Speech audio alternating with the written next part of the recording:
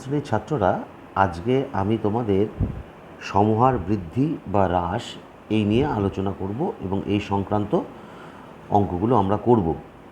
তবে সর্বাগ্রে বলে রাখি যে গত ক্লাসে তোমরা ইতিমধ্যেই দেখেছো চক্রবৃদ্ধি সুদের ক্ষেত্রে যে সূত্রটি ব্যবহৃত হয়, আমি সূত্রটি আবার পুনরায় লিখি।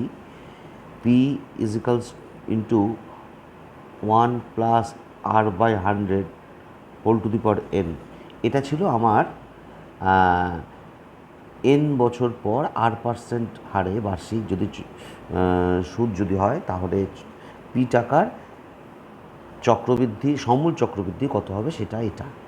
এখন আমরা সমহার বৃদ্ধির ক্ষেত্রে এই সূত্রটি ব্যবহার করব। এখানে কি আছে, সমহার বৃদ্ধির বিষয়টি বলবার আগে বলি।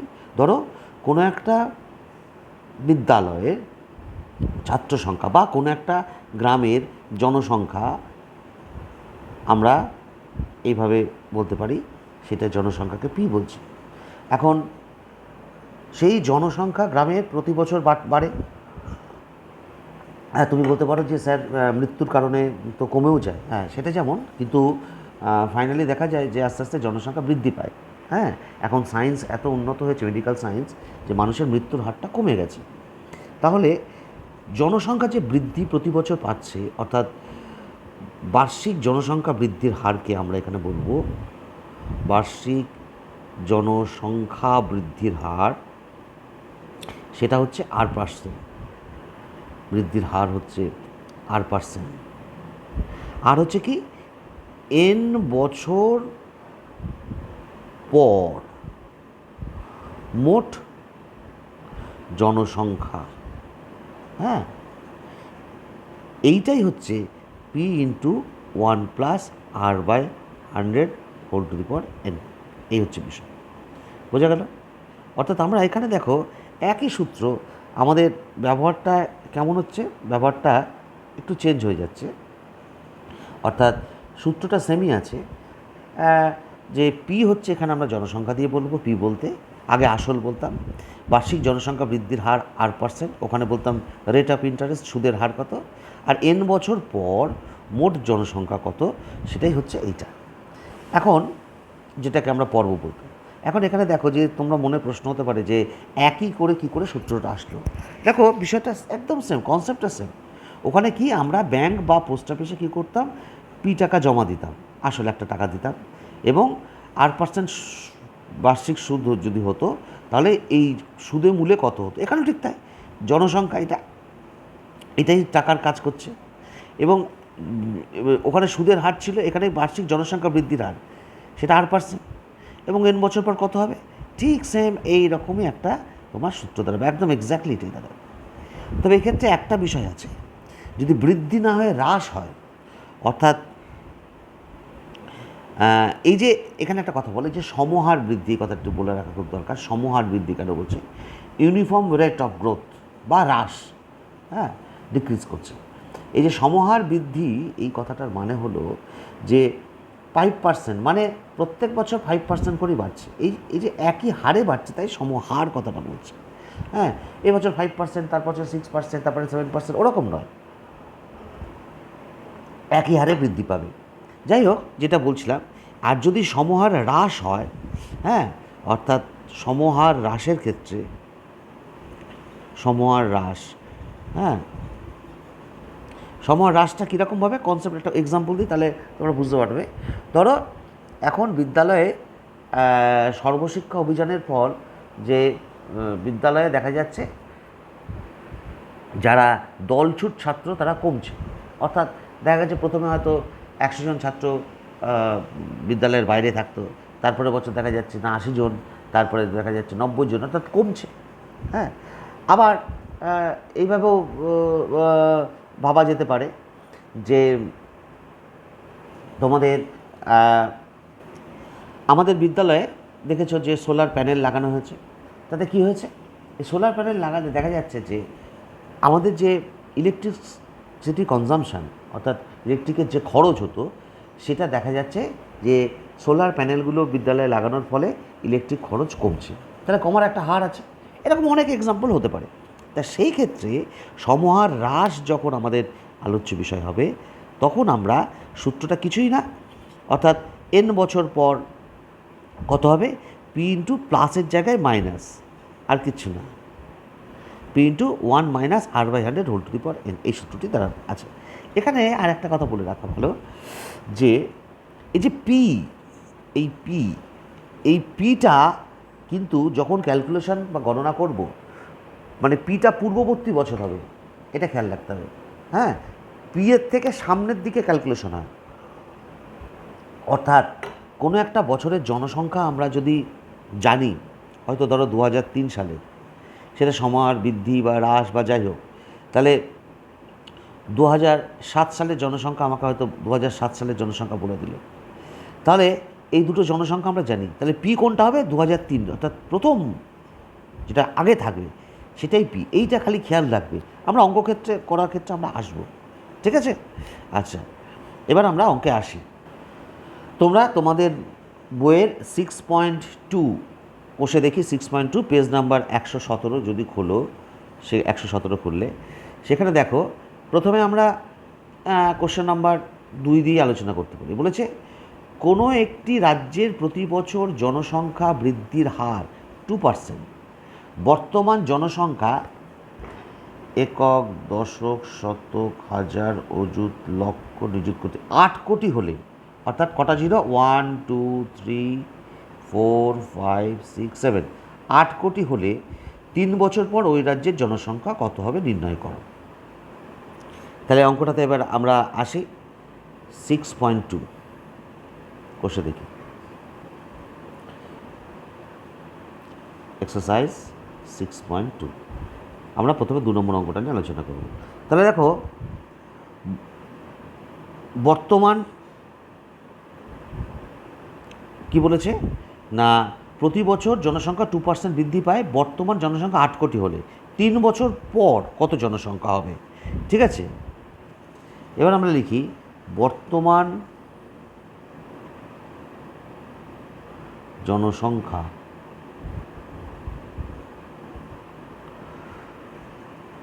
পি ইজ ইকুয়ালস টু 8-এর পর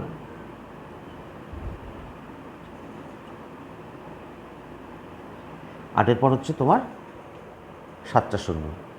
এই দেখো, আমাকে 3 বছর পর নির্ণয় করতে হবে, তাহলে এখানে দেখো পি কিন্তু আমরা এটা নেব, অর্থাৎ এটা আগের জনসংখ্যা, পরবর্তী ক্ষেত্রে নির্ণয় করতে হবে। আচ্ছা, তাহলে এবার লিখে করি যে জনসংখ্যা বৃদ্ধির হার, জনসংখ্যা বৃদ্ধির হার r% সমান হচ্ছে 2%, সময় n সমান 3 বছর। তাহলে আমাকে কী বের করতে হবে, সুতরাং 3 বছর পর মোট জনসংখ্যা হবে, সূত্রটা কি, যেহেতু বৃদ্ধি পাচ্ছে তাহলে প্লাস হবে, P into 1 plus r/100 whole to the power n। তাহলে এখানে পি কত, 8-এর পর 1 2 3 4 5 6 7, 1 প্লাস আর মানে 2/100 হোল কিউব। এবার দেখো, এখানে আমরা একদমই কাটবো না, কাটাকাটি করলে হবে না, 100-এর কিউব করা খুব সহজ, গণনাটা তোমরা নিজে নিজে অভ্যাস করবে। এটা 102 হয়ে যাবে বাই 100 তার হোল কিউব। এবার 102কে আমরা কিউব করি, হ্যাঁ, রাফে কিউব করে নিই 102কে, কত হয় আমরা রাফে কিউব করে নিই, 102 ইন্টু 102, 2 2 4, 0 0 0 0, আচ্ছা 2 0 1 4 0 4 0 1, ঠিক আছে? আচ্ছা, এবার হচ্ছে আবার 102 মাল্টিপ্লাই হলো, এটা মাল্টিপ্লাই হলো, 4 2 8 0, 4 2 8 0 2, 1 2 3 4 5টা, এবার 1 দিয়ে 4 0 4 0 1, তাহলে কত 8 0 8 6 করে দিতে হলো 1 4 আর 2 6 0 1, তাহলে 1061208, 8-এর পর 1 2 1061208 ডিভাইডেড বাই, এখানে হচ্ছে কত কিউব আছে, তাহলে দুটো আছে, 6টা জিরো হয়ে যাবে, 1 2 3 4 5 6টা, তাহলে 1টা 0 2টো 0 4টে 0 6টা 0 ক্যান্সেল। এবার 8 দিয়ে মাল্টিপ্লাই, সিম্পলি একটা 0 হবে লাস্টে, 8 64, 8 2 16 6, হাতে থাকলো 1, 8 8 9, 6 48, 8 8, লাস্টে একটা 0 আসবে, তাহলে এত জন বোঝা গেল। এবার আমরা চলে আসি পরবর্তী অঙ্ক। ধরো 4 নম্বর এক্সারসাইজ 4, অঙ্কটা একটু বড় করি। বলছে যে সর্বশিক্ষা অভিযানের ফলে বিদ্যালয় ছেড়ে চলে যাওয়া শিক্ষার্থীদের পুনরায় বিদ্যালয়ে ভর্তির ব্যবস্থা করা হয়েছে। এইরূপ শিক্ষার্থীদের ভর্তির হার প্রতি বছর তার পূর্ববর্তী বছর অপেক্ষা 5% বৃদ্ধি পেয়েছে, অর্থাৎ ছাত্র ভর্তির হার 5% বৃদ্ধি পেয়েছে। বেশ ভালো কথা। কীরকম? প্রতি বছর তার পূর্ববর্তী বছর। এবার কোনো এক জেলায় বর্তমান বছর যদি 3528 জন এইরূপ শিক্ষার্থী নতুন করে ভর্তি হয়ে থাকে, তবে 2 বছর পূর্বে এরূপ কতজন শিক্ষার্থী ভর্তি হয়েছিল তা হিসাব করে লিখি। তার মানে দেখো, এই যে প্রতি বছর পূর্ববর্তী 5% বৃদ্ধি পেয়েছে ছাত্র ভর্তি, তাহলে দেখো বর্তমান বছরে 3528 জন,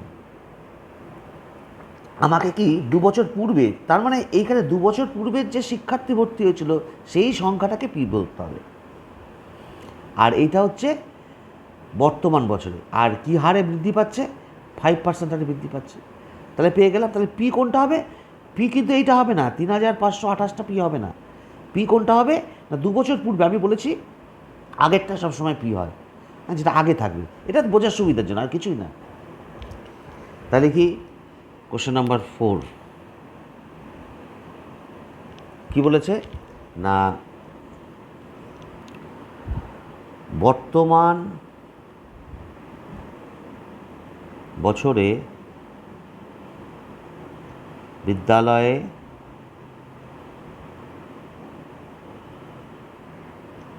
নতুন শিক্ষার্থী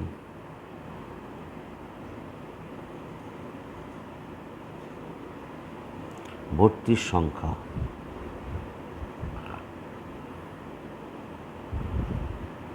3528 জন।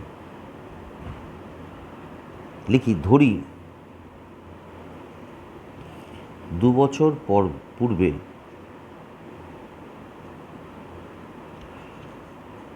ওই সংখ্যা ছিল,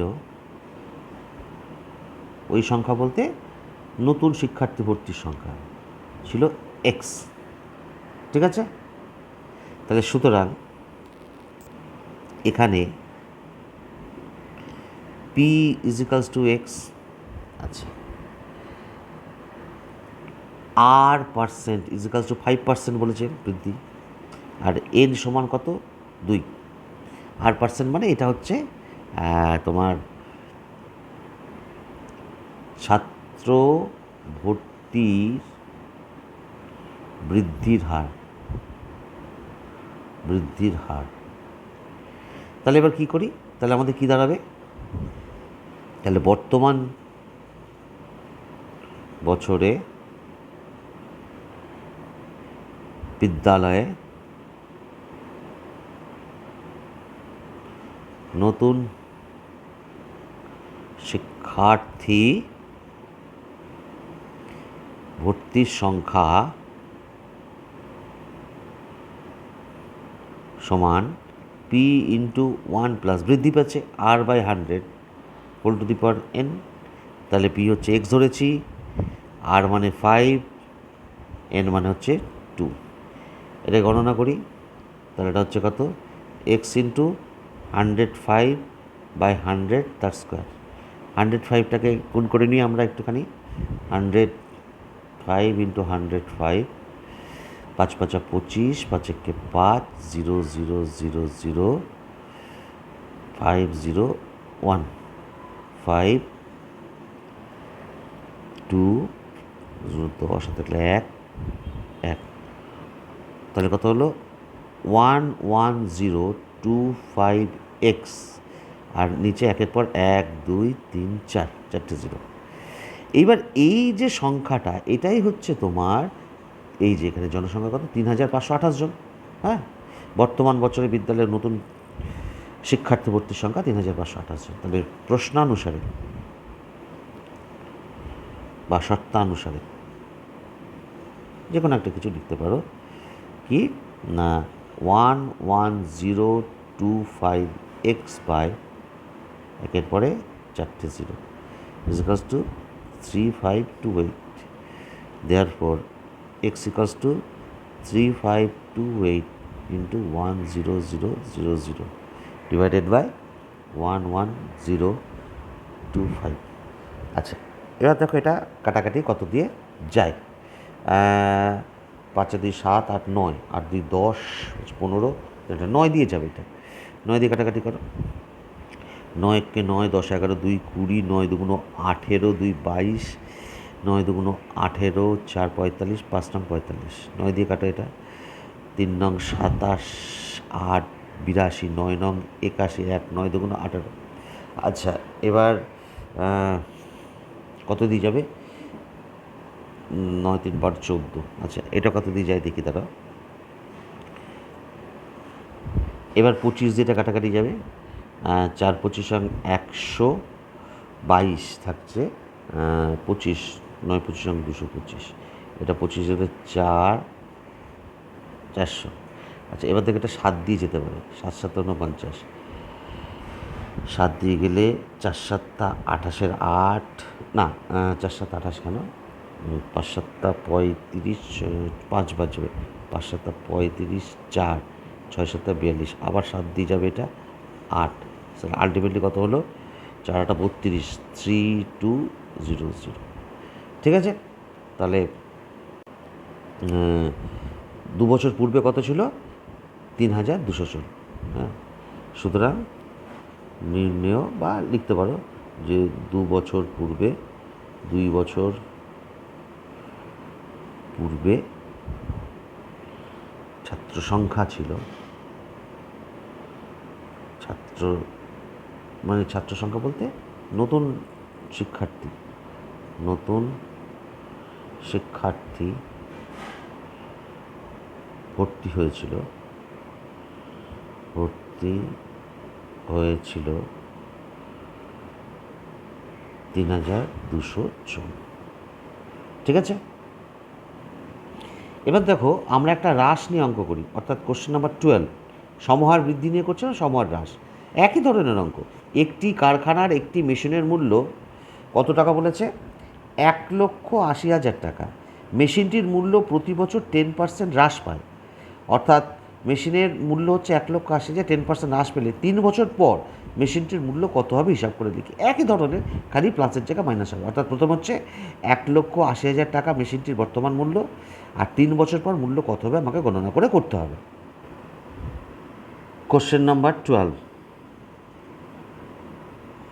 মেশিনটির বর্তমান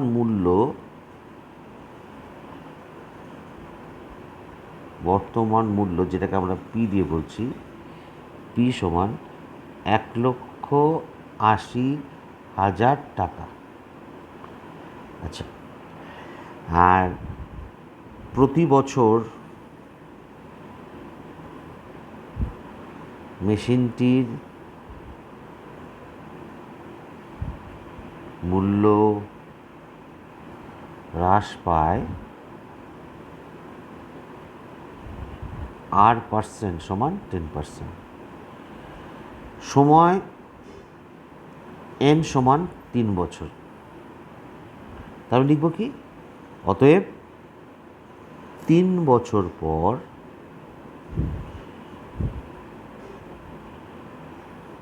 মেশিনটির মূল্য